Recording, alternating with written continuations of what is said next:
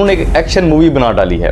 उनकी दो लड़ाइयाँ हैं, तो दो लड़ाइयाँ जो है ना उनकी जो वजह है वो एक ही है। इस लड़ाई के बाद खान साहब ने शेर अफजल मरवा साहब को क्या बोला, तो उनको रिक्वेस्ट करके वहाँ से भेज दिया गया। ये भाईजान जो हैं ये चपेड़े मार के आए हुए हैं।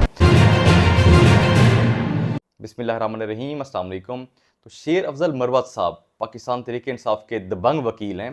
तो उन्होंने एक एक्शन मूवी बना डाली है। उनकी दो लड़ाइयाँ हैं, तो दो लड़ाइयाँ जो है ना उनकी जो वजह है वो एक ही है, आपस में कनेक्ट हैं ये। तो वो कैसे, वो आपको इस वीडियो के अंदर बताता हूँ।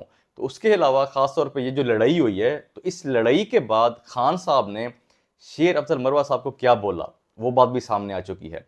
वो भी आपको बताता हूँ इसी वीडियो के अंदर। तो देखिए, पहले बात कर लेते हैं जो उनकी लड़ाई है शेर अफजल मरवा साहब की। तो डॉक्टर अफनान जो कि मुस्लिम लीग नून के रहनुमा हैं, तो जावेद चौधरी साहब के शो के अंदर गए हुए थे। तो वहाँ पर शेर अफजल मरवा साहब और डॉक्टर अफनान साहब आपस में काफ़ी उनकी गर्मा गर्मी चल रही थी, बातें हो रही थी। तो जब ब्रेक हुई, ब्रेक में उसी तरीके से वो कंटिन्यू रहे, बातों का सिलसिला चलता रहा। तो ब्रेक के दौरान ये भी कहा गया कि ये सुनने को मिला जी भगोड़े के लफ्ज़, उसके अलावा यहूदी एजेंट। फिर दोनों के दरमियान गर्मा गर्मी बढ़ती रही। तो इस दौरान शेर अफजल मरवा साहब ने चपेड़े मारना शुरू कर दिए।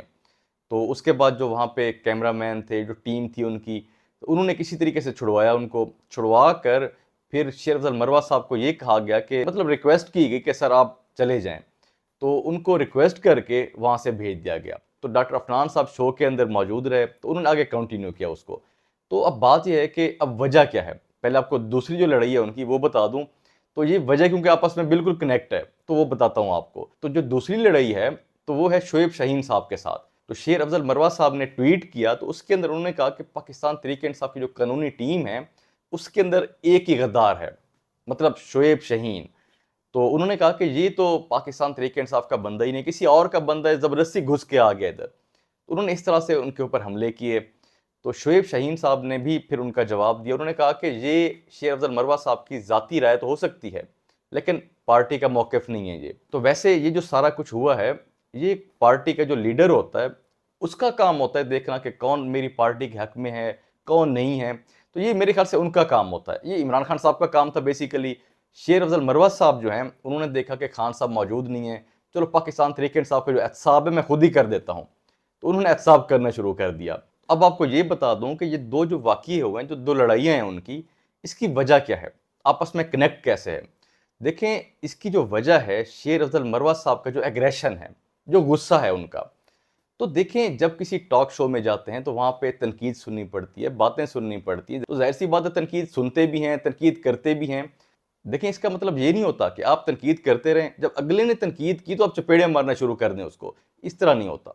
तो देखें, शेर अफजल मरवा साहब को चाहिए कि वो टिकटॉक की दुनिया से निकल कर रियलिटी की तरफ आएँ। कम से कम जो खान साहब के केसेस हैं उनके ऊपर तवज्जो दी जाए। इसके अलावा आपको ये बताऊं कि शेर अफजल मरवा साहब ने एक और ट्वीट किया है। तो उसमें उन्होंने बताया कि जी खान साहब के साथ मेरी मुलाकात हुई है। अब ये जो मुलाकात उनकी हुई है, ये इन दोनों वाक़यों के बाद मुलाकात हुई है।